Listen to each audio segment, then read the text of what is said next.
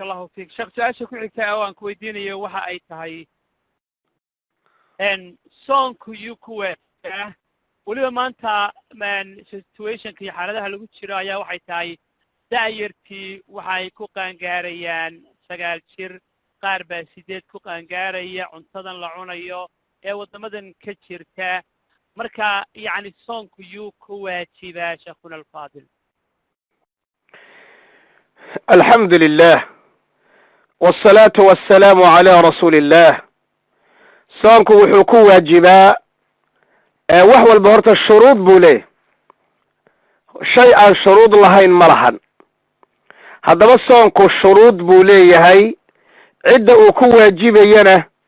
علماء وحي كسو خلاصيان ايقو ادلة كسو وذقادنا على كل مسلم بالغ عاقل قادر مقيم خال من العوارض انت اسال لو سو كوبا انت معناheedu waxay tahay wuxuu ku waajibaa soonku qof kasta oo muslim ah maxaa yeelay ninka gaalka ah in kasta oo laga doonayo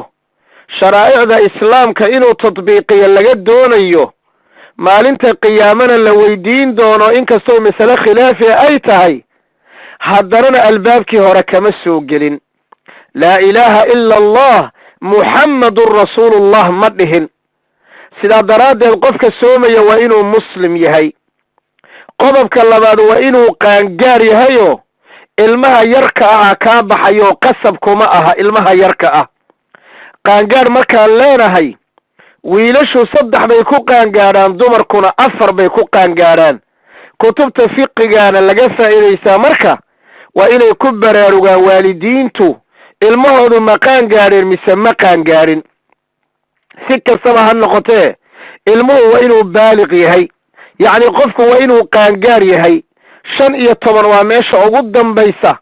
ka horse waa lagu qaangaari oo gabadhu caadadii bay ku qaangaari wiil iyo gabadhba shahwo inay isku arkaan bay ku qaangaari wiil iyo gabadhba xudunta hoosteeda tima adag inay ka soo baxaan bay ku qaangaari umuuraha marka aad iyo aad ha loo adkeeyo idan soonku wuxuu ku waajibaa qof kasta oo muslima oo qaangaar oo baaliqa haddana caaqil ah oo qofka waalan ee maskaxdiisa ilaahay nagama qaado maskaxda la qaaday hadee soonku ma waajibo mukallaf ma rufi alqalam an 3 yani waxa kamida qofka ay maskaxdiisu ay maqan tahay ala kulli muslimin baaliqin caaqil qofku waa inuu awoodo ama jir ahaan waa inuu awoodo oo yani caafimaadkiisu waa inuu wanaagsan yahay oo de qofku hadduu xanuunsan yahay waxa weeyaan inuu afura loo ogolaan doonaa ayadoo tafsiil gelin doono haddii alla raalli ka noqdo tabaaraka wa tacaala ama duqnimo iyo da'nimo ayuusan awoodi karin ama wuu yar yahay caafimaadkii baa ka xumaaday adu qofku waa inuusan awoodi karin hadduusan awoodi karin soonka kuma waajibay marka waa inuu awoodi karo qofka uu soon ku waajibayo waa inuu awoodi karo sida oo kale muqiim waa inuu yahayo uusan musaafir ahayn oo qofka musaafirka inuu afuro way u bannaan tahay walow inuu soomana u bannaan tahay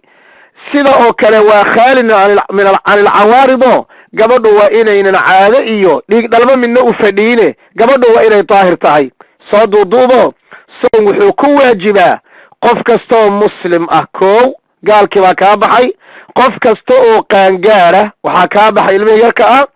ilmihii yaraa qof kasta oo caaqil ah waxaa kaa baxay qofkii waalaa qof kasta oo qaadir oo awooda waxaa kaa baxay qofka aan xanuunna u awoodin duqnimona u awoodin waa sida oo kale muqiimin qof kasta oo gurigiisa jooga musaafirkii baa kaa baxay khaalin min alcawaaridi gabar kasta oo caado iyo dhiig dhalmo qabta ayaa iyadana kaa baxday intaa haddii laga helo oo qofkii muslim noqdo haddana uu qaangaar noqdo haddana caqligiisa uu joogo wabitaali uu awoodo muqiim iyo gurigiisina joogo gabar hadday tahayna ay daahir tahay qofkaasi waa inuu soomo ilaahay baana yidhi tabaaraka wa tacaala faman shahida minkum ash-shahra falyasumhu shuruuda ayaa laga doonaya wallahu aclam